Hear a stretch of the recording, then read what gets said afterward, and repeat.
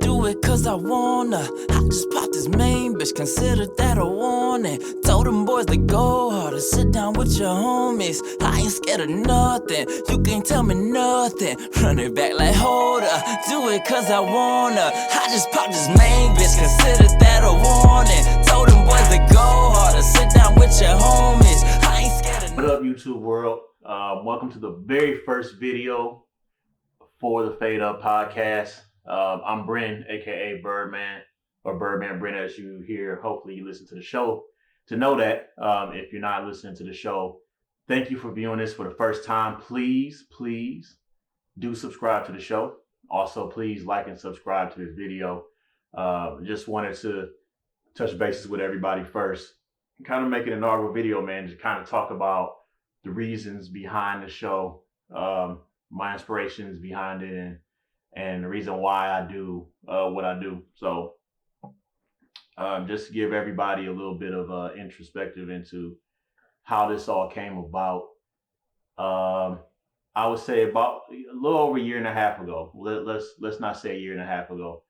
Maybe it first started back, I think, in around the end of the summer of 2018. A lot going on in the media, stuff with the Drake and Kanye beef and how that culminated in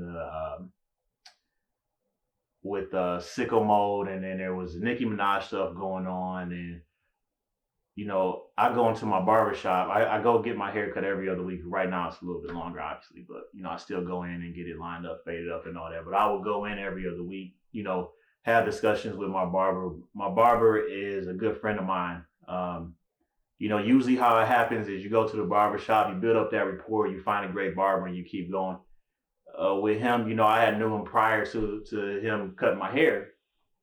He went and got his license and stuff and all that, and I, you know, since then, you know, I give him my patronage and stuff. I mean, that's my boy, so I make sure I look out for him. But anyway, you know, we would go in, we would have these great conversations, man. They would be philosophical. They would be about romance. They would be about life lessons, growing up, sports. I mean, if you've been in a barbershop, especially a black barbershop, you know that, I mean, it's a range of things that are discussed. And I would come out of there like, man, I wish these conversations, we could catch them. Because they're so, you know, they're organic, they're awesome.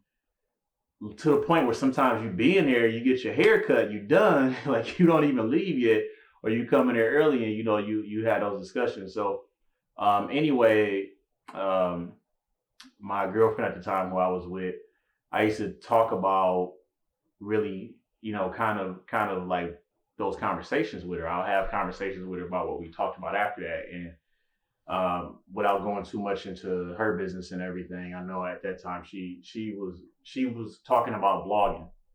And it kind of got me an idea of, again, like I said, I wish we could capture these conversations, but that shot belongs to somebody. You can't just walk in with your phone out, microphone on, and all that, trying to record a show. And to be truthful with you all, like I wasn't really into podcasts heavily. Like I listened to them here and there when I worked out, but I wasn't big on really on what podcasts were at the time. So, but it just kind of hit me like, man, what if I do a podcast about this? And how can I do something that captures that essence, make it fun, and then really build something out of it? For me, as my background, the type of person I am, I love inspiring people. I love having intellectual dialogue, conversations with people. I love learning and constantly growing myself. So it kind of fit right up my alley into what I want to do. And then to go even further, kind of embarrassing myself as a kid, man. I was a huge fan of Michael Jackson.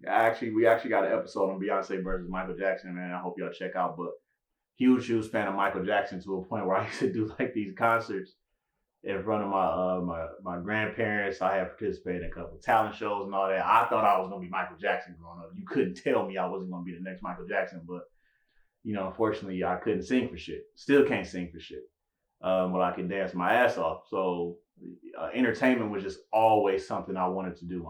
You know, we have an artistic family. I come from a very artistic family. My uncle, he's a very well-known painter for a living. My grandmother, she could paint very, very well. Mostly all of us in my entire family can draw. So there was always that element to it too. It just combined and it made sense that you love to have this discussion, this dialogue, like it fuels you, it charges you, like it fires you up. But you also love entertaining. Um, I'm an introvert, extreme introvert, but once you get me on that stage, you're in that comfort zone, like I can go. So it started off slow last year. I didn't really know how I was gonna get the idea of the show off the ground. I didn't know how if I was gonna have host or not, co-host, or if I was gonna have guests coming in or not. Didn't really know what I was doing, and I moved very slow on it. In 2019 was a very, very, very tough year for me from an emotional standpoint, from a growth standpoint. There's a lot of things that happened, which I don't want to go into right now. I'll go into it maybe in another vlog. And this is first vlog. Hell, I would have never thought that I'd have been doing vlogs. You would have asked me this a year or two ago. But I didn't, once all of that happened in the summer of last year, I kind of didn't know where I was going to go, if I wanted to still stick with the idea of doing a podcast. And putting that time in and work. I'm like, I don't know how I'm gonna get this off the ground, what I'm gonna do. My mind is scrambling, my emotions are scrambled. I'm just all over the place at the time. So what I did, I really started to hone in. I really started to lean in on like making this thing real. And so I happened to talk to my cousin about it, just off a whim thing, not really looking to recruit him, but he just so happened to mention that, hey, me and my boy Wes, we talk about doing a podcast all the time, and so it'd be cool to kind of get in on it. So I had said, hey, why don't y'all actually come on as like maybe co-hosts, and we can get it going. So thus the birth of the Fade Up podcast. I changed the name. Originally my show was gonna be called the Take Flight Show. I don't know where the hell I got that from. But I'm like, we call it the Fade Up because it's based off of that barbershop conversation. Like it was inspired by the barbershop. And through all of that and creating the show last year, like I said, it was a tough year for me or whatever, but I do want to highlight that as I was leaving work one day, y'all see how this ties in a second, but I was leaving work one day and bumped into a young lady. She thought she knew me from somewhere. I'm like, nah, I'm not familiar with you, but she was involved in this multi-level marketing stuff, which I didn't get involved in. But just going through that process and tying out with her about that, I kind of learned something about myself and what's important to me.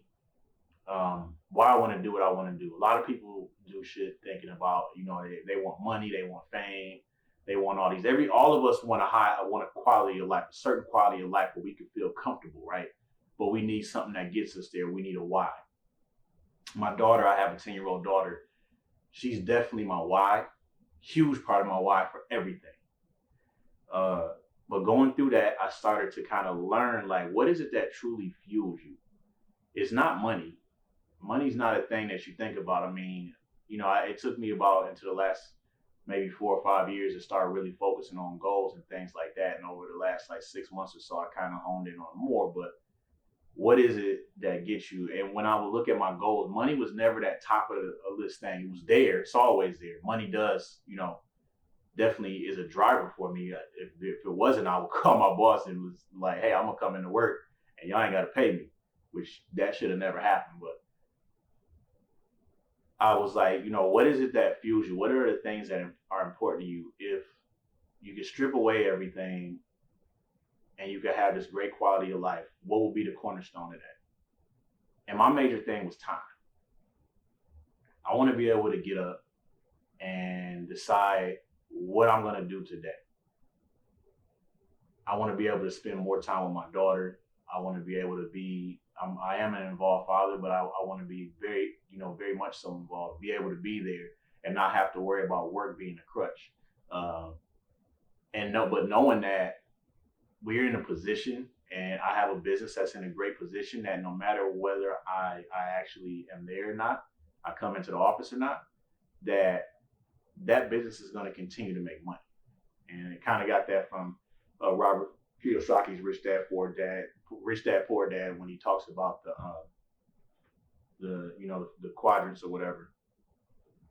And you want to get out of being just that worker. You want to move to being an entrepreneur. But the entrepreneur is great, but the problem with being an entrepreneur is, it's usually just you. You're still putting in a lot of hours during the day. If you get sick, an emergency happens, you don't really go in and you can't go in and money can't be made.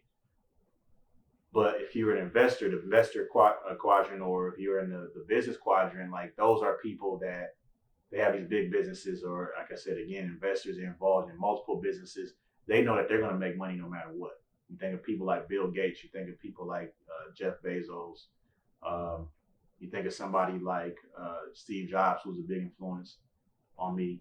You think about even other people, Michael Jordan, Kobe Bryant, rest in peace, who just passed away. Like, those people are huge influencers. Those are individuals who, Jay-Z, you think about, they're going to make money no matter what, right? And that was important to me, having that time. Like that's my main driver outside of, my daughter being my why. And the other thing too is the inspired people.